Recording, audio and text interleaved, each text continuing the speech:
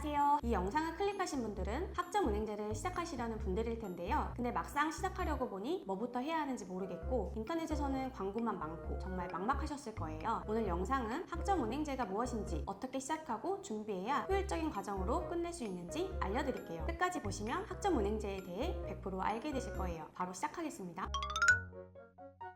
학점은행제는 대학을 다니지 않고도 학점을 쌓아서 학위를 취득할 수 있는 국가제도입니다. 여기서 취득한 학위는 일반 대학교 졸업장과 동등한 학력으로 인정되는데요. 그래서 누구나 고등학교 졸업만 했다면 쉽고 빠르게 졸업장을 딸 수 있다는 장점이 있습니다. 학점은행제로 취득할 수 있는 학위는 전문학사와 학사 이렇게 두 가지인데요. 전문학사는 2년제 대학교 졸업과 동등한 학위를 말하고 학사는 4년제 대학 졸업과 동등한 학위를 말해요. 그럼 학위를 취득하려면 총 몇 학점이 필요할까요? 전문학사는 전공 45학점과 교양 15학점을 포함해 총 80학점, 학사는 전공 60학점과 교양 30학점을 포함해 총 140학점을 취득해야 학위를 받을 수 있습니다.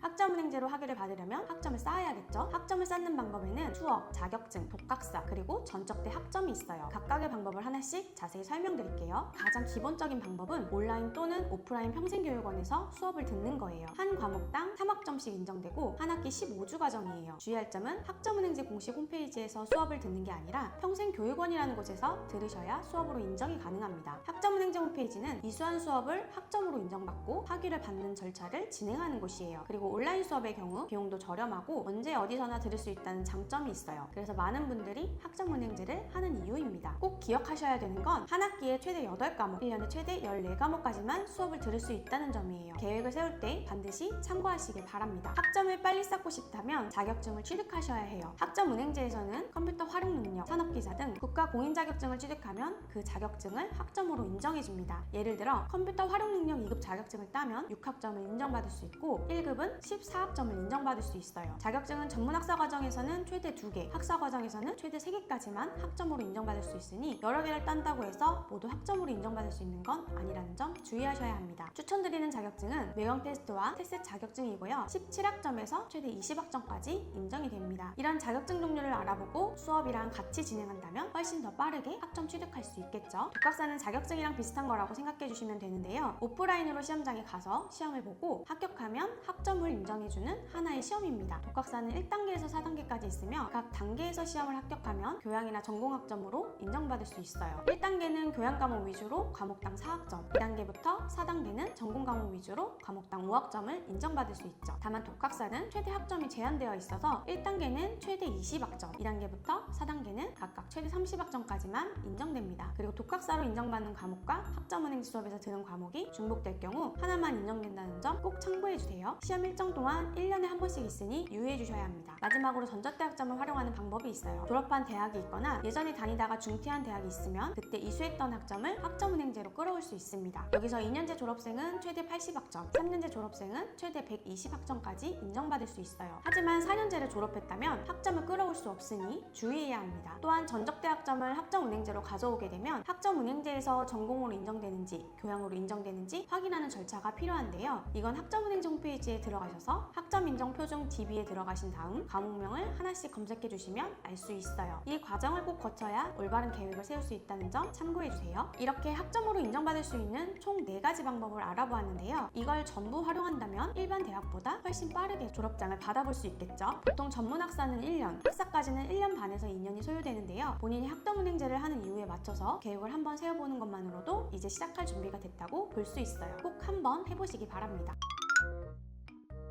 학점은행제를 잘못 활용하면 열심히 학점을 채워도 나중에 인정받지 못하는 경우가 발생하는데요. 그런 상황을 막을 수 있는 몇 가지 중요한 포인트를 짚어드릴게요. 학점은행제로 학점만 채웠다고 해서 과정이 끝나는 게 아니에요. 반드시 행정 절차를 같이 진행해 주셔야 하는데요. 행정 절차는 총 3가지예요. 바로 학습자 등록, 학점 인정 신청, 학위 신청입니다. 이 3가지는 필수니까 꼭 기간에 맞춰서 진행해 주시면 되고요. 반드시 순서대로 해주셔야 합니다. 방법은 학점은행제 공식 홈페이지에 들어가셔서 하나씩 해주시면 되고 1월, 4월, 7월, 10월에 할 수 있는 점 참고해주세요. 수업을 듣지 않고 자격증이나 독학사로만 학점을 채워도 될까요? 안 됩니다. 학점은행제에서는 의무 18학점이라고 해서 최소 6과목 이상의 온라인 수업을 들어야 학위를 받을 수 있어요. 아무리 자격증을 많이 따고 독학사에서 고득점을 받아도 수업을 듣지 않으면 학위를 받을 수 없으니 반드시 6과목 이상의 수업을 들어야 한다는 점 기억하세요. 자격증을 많이 따면 좋겠지만 중복되는 자격증은 학점으로 인정받을 수 없어요. 예를 들어 컴퓨터 활용 능력 1급과 2급은 같은 직무번호로 분류되기 때문에 두 자격증 중 하나만 인정됩니다. 자격증을 취득하기 전에 중복되는 자격증이 있는지 꼭 확인하세요. 학위를 따려면 채워야 하는 학점 조건에 대해 말씀드렸는데요. 그것뿐만 아니라 각 전공별로 채워야 하는 전공 필수 학점이란 게 있습니다. 이 전공 필수 학점도 꼭 조건에 맞게 채워주셔야 학점을 받을 수 있어요. 전공 필수 학점은 학점은행제 홈페이지에 들어가셔서 표준 교육과정 조회 진행할 전공명 클릭해주시면 확인할 수 있어요. 반드시 이 과목들은 들어주셔야 하고, 참고로 자격증으로 전공 학점을 채운다면 그 학점도 전공 필수 학점으로 인정되니 활용하시면 좋습니다.